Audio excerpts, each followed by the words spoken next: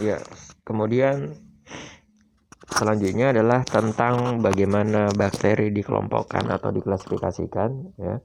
Jadi secara umum bakteri yaitu kelompok Eubacteria ya. Itu dikelompokkan menjadi 5 grup ya. Ada Proteobacteria, kemudian ada Chlamydia, ada Spirochetes, kemudian Cyanobacteria dan bakteri gram positif. Maka yang bakteri yang paling bawah bakteri gram positif, maka 4 yang lainnya tentunya dia kelompok bakteri gram negatif ya. Pertama, kelompok grup Proteobacteria ternyata dia adalah kelompok atau grup yang paling banyak organismenya, maka dia dibagi-bagi lagi menjadi 5 subgrup. Pertama ada Proteobacteria alpha. Contohnya di sini ada Rhizobium dan Agrobacterium ya. Rhizobium itu dari kata rhizo akar, maka dia itu adalah yang bersimbiosis dengan akar tanaman kacang-kacangan, berperan untuk fiksasi nitrogen. Kemudian ada Agrobacterium tumefaciens, itu yang menyebabkan tumor pada batang tanaman.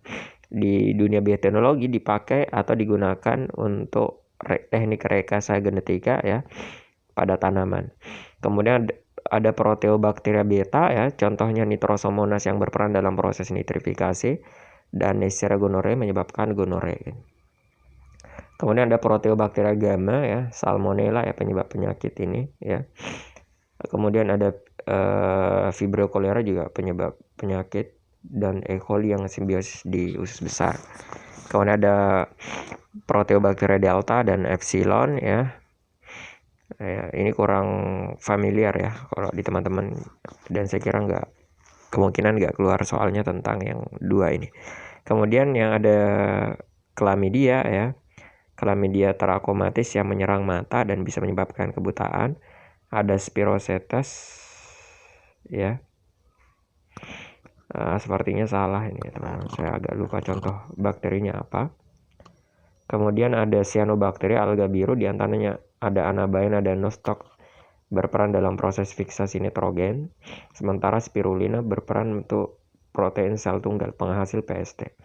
Kemudian di antara bakteri gram positif ya ada Bacillus ya, sebagian besar bisa menghasilkan antibiotik. Meskipun ada yang bisa menyebabkan penyakit, misalnya Bacillus anthracis, kemudian Clostridium ya, penyakit tetani, Staphylococcus, Streptococcus ya, dan Mycoplasma banyak menyebabkan penyakit.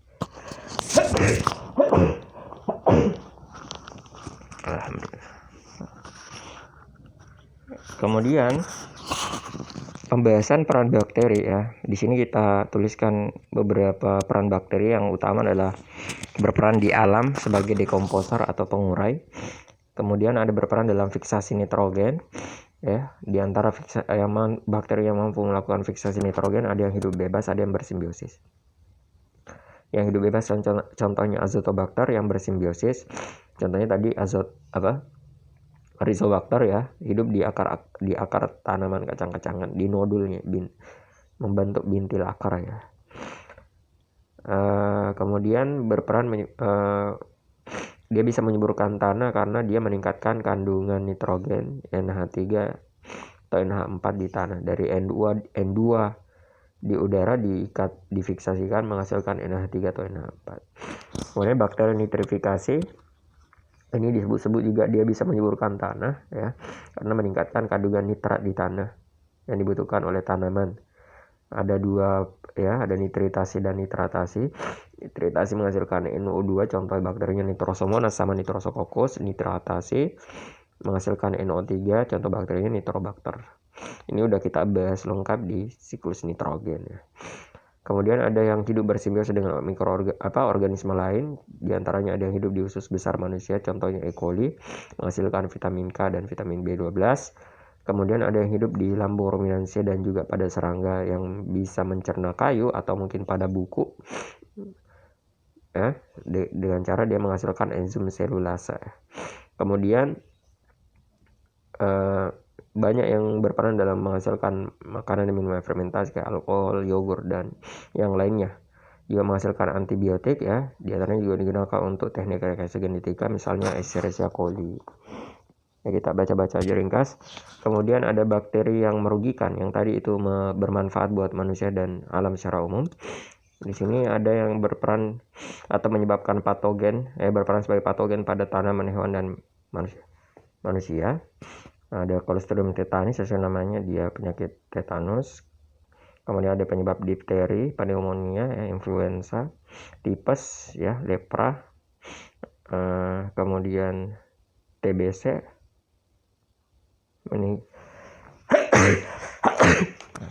meningitis, dan gonorea. Kemudian ada juga bakteri denitrifikasi, merubah NO3 menjadi N2 ya, bukan NO2, N2, nitrogen bebas di udara, sehingga mengurangi kesuburan tanah. Nama bakterinya sesuai dengan nama prosesnya, denitrifikasi. Kemudian ada bakteri yang menyebabkan kerusakan pada makanan, ya. Clostridium botulinum merusak makanan kaleng dan menghasilkan toksin botulinum namanya. Ini ada beberapa contoh soal, teman-teman.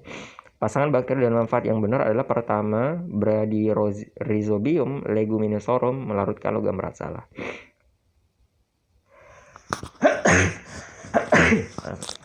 Tadi harusnya fiksasi nitrogen dia. Kemudian Lactobacillus bulgaricus itu untuk yogurt, maka dia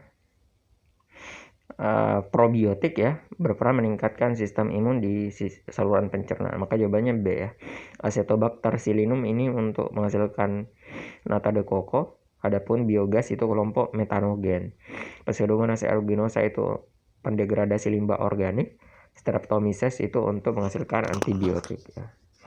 Maka untuk soal ini jawabannya yang B, probiotik.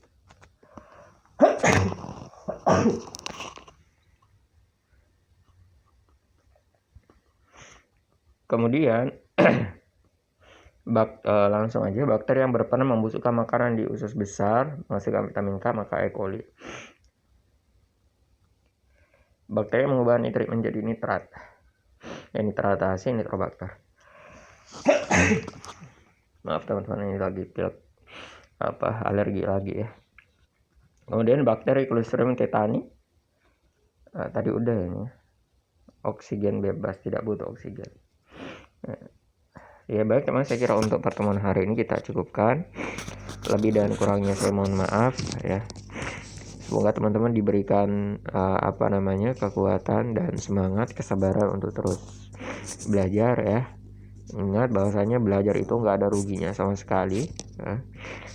Yang rugi adalah ketika kita menghabiskan waktu kita dengan sia-sia ya, dengan melakukan kegiatan yang tidak bermanfaat. Maka yang penting adalah teman-teman berusaha mengisi waktunya dengan hal-hal positif ya. Kemudian semoga teman-teman dimudahkan ujiannya, bisa lulus di fakultas favorit teman-teman ya, dimanapun itu. Kemudian semoga teman-teman dijadikan manusia yang bermanfaat buat banyak orang ya. Ya demikian teman-teman, kita cukupkan ya. Lebih dan kurangnya saya mohon maaf. Assalamualaikum warahmatullahi wabarakatuh.